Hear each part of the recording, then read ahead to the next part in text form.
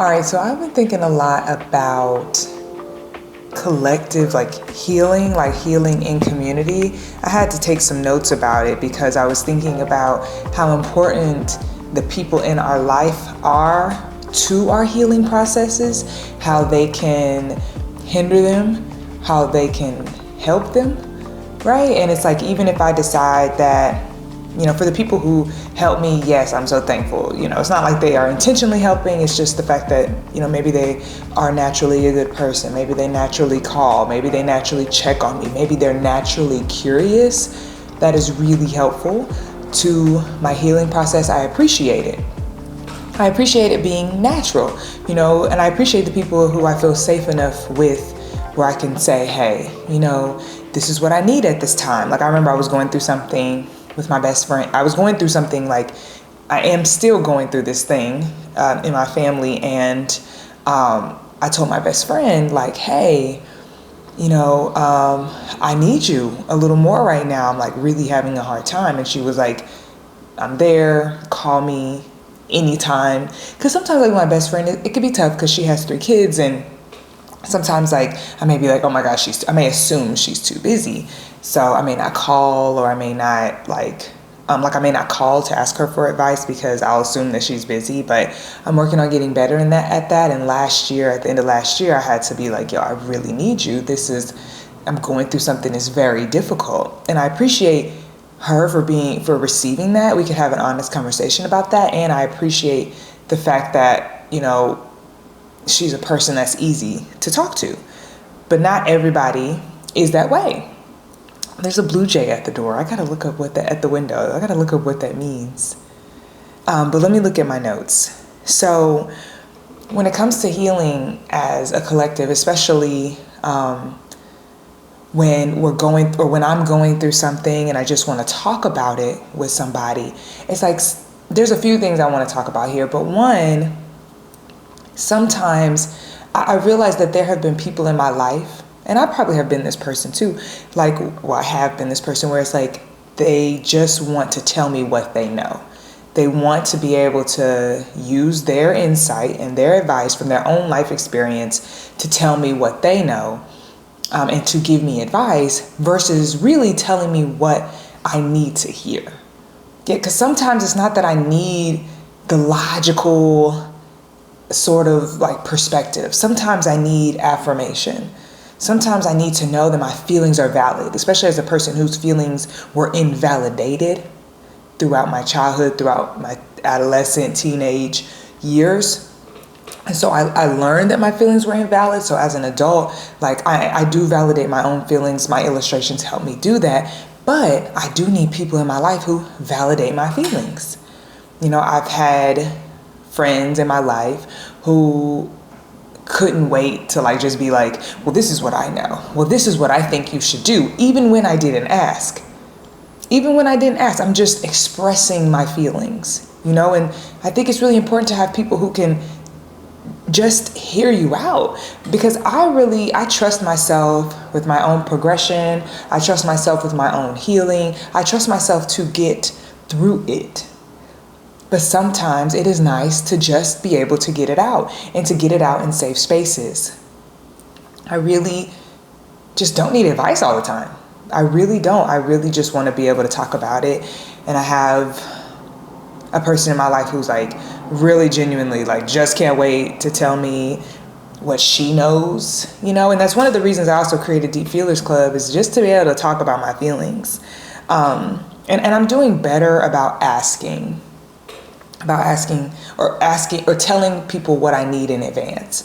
Like, hey, I'm just telling you this, just for support, or hey, I'm telling you this because I need affirmation. Or if I tell them and they start to give me advice, I can let them know, hey, I don't need any advice right now. Me and Sydney are really good about that. We'll be like, hey, I don't need any advice right now. Or I'll have a friend who'll ask, if I forget to tell them, they'll ask hey, what are you looking for? And I really appreciate that. I feel like it's really important, especially, now that I noticed how people act when I tell them what's going on in my life. If I'm having challenges, I'm really sensitive about the way I show up with people when they tell me what they have going on. I try to be a person who really just leans in with affirmation of my own experience, right? Like, hey, I understand, I empathize, and this is how I empathize with you, without giving advice, because there's no need for advice unless they ask. I really think we could all benefit from affirming people, supporting people the way they need us to, without giving advice, because they may not need it, one, unless they ask, but two, our advice may not work for them. Our advice can work for certain things, maybe financial situations, I don't know, very like actual factual things, but when it comes to the journey of life, sometimes our advice is not helpful for people. The way we are towards each other and the way we support each other when we feel sad and when we feel angry and when we feel challenged or when we are having hard times, the way that we are towards each other genuinely either contributes towards the healing or it hinders the healing. And I think one of the things that can hinder my healing with the people in my life is this sort of like non-curiosity, one, or when people try to progress me, two. For example, one, non-curiosity is like when they don't ask. We could be on the phone and I could talk about a little bit about what I have going on, my illustrations or whatever, and they're not curious. It feels like I just talk to a wall and it just falls instead of them catching what I'm saying, throwing it back to me with curiosity. I need curiosity. Non-curiosity to me feels like rejection, especially when I know what it looks like for you to be curious and I can tell you're not curious about a certain subject. Like, it hurts. It hurts. Like, I just want people in my life who are curious about me. Like, I deserve it because I'm a very curious person. So I can talk to people about, I remember things about people. I remember about the last time we talked. I'll ask them about what I saw on social media. I'll ask them how they're feeling. And, if they tell me how they're feeling about something, I kind of lead with, I'm curious. Like, what do you think about this, right? And they may not need me to even be curious, and I hope they'll let me know. But I appreciate people who are in my life who are curious about me and what I'm doing and how I'm feeling, because I am that way. And when people are not curious blatantly, it feels like rejection. Because like, oh, you don't want to know that part about me. And I don't like that. Like, I have family members who are very like intentionally non-curious, intentionally don't ask about things because they don't want to talk about hard things, or they just don't want to talk about it. And I appreciate people in my life who, even if it's not whatever I'm doing, they may not relate to it, but they show an excitement because I'm excited. I appreciate that. It affirms me. It pours a little bit into me, because when you're not curious, it feels like rejection, and now I feel hindered. And now I'm like, okay, I might need to distance myself because I deserve curiosity. Because if not, if we're having a conversation and I'm curious about you, but you're not curious about me, I mean, what is the conversation? So thank God I'm curious, because we wouldn't be talking about anything. And I think in general, people could benefit from more curiosity, because it seems like so many of us already assume that people don't care. And I'm one of those people that can assume, okay, maybe they don't care about this, they don't want to hear, but I'm trying to tell more, let people more into my life because I want to tell them. And so when they're like, oh, that's cool, and move on to talking about them, it's just like, okay, all right, like, you don't care. You actually don't care. Thank you for letting me know.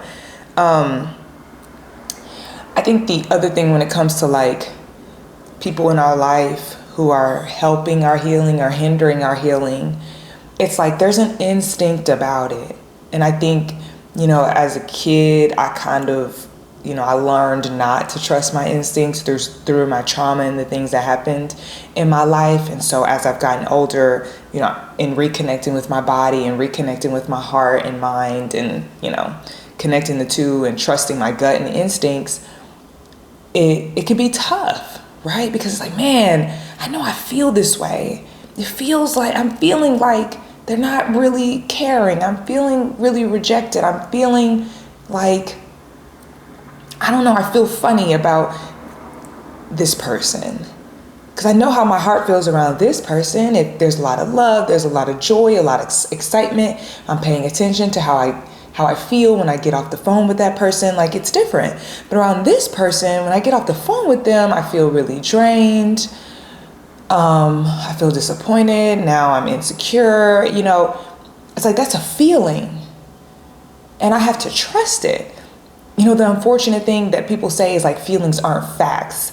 But my feelings are enough for me to decide, hey, it ain't working for us. As much as I love you, it is not working for us. And I've had to put boundaries in place with my family, and there are new boundaries I'm gonna have to insert with people in my life, which may be just me not calling anymore. Because it's like, I want to be able to talk to people who can go back and forth with me, who I could be curious about you could be curious about me, because that helps with my healing. I'm in such a sensitive state. I have a lot of insecurity about pursuing art, or, you know, about the life that I'm living right now. I'm like, oh my, sometimes I'm like, what am I doing? And I need people in my life that can affirm the human in me. Because when you affirm me, you affirm my inner child who desperately needs it. So, yeah, I just want to share. Like, it's something I've been thinking about a lot. And it's something I felt a lot this past week, is like, it's so important, like, community and healing. And like, our healing is collective. So it's like, the people in my life are either helping me along the way with my healing, and it may not be intentional, it may just be who they are, and they contribute to my healing, they pour into me, they affirm me on my journey, or they hinder it. There may be people who don't do either, right? That's fine, but I'm talking about people who help or hinder. And there are people in my life that still hinder me, that when I got off the phone with them, they made me feel very, and they didn't make me feel, it's the way our conversation went that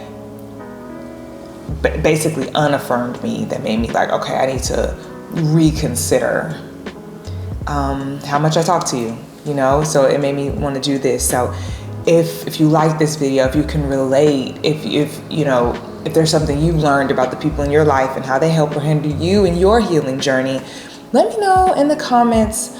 I appreciate you. I'm so grateful that I have found this part of my heart that wants to, I've connected to the part of my heart that wants to talk to you about my feelings like this while I'm in the middle of them. So, talk to you soon. Oh, like, subscribe, rate, and review.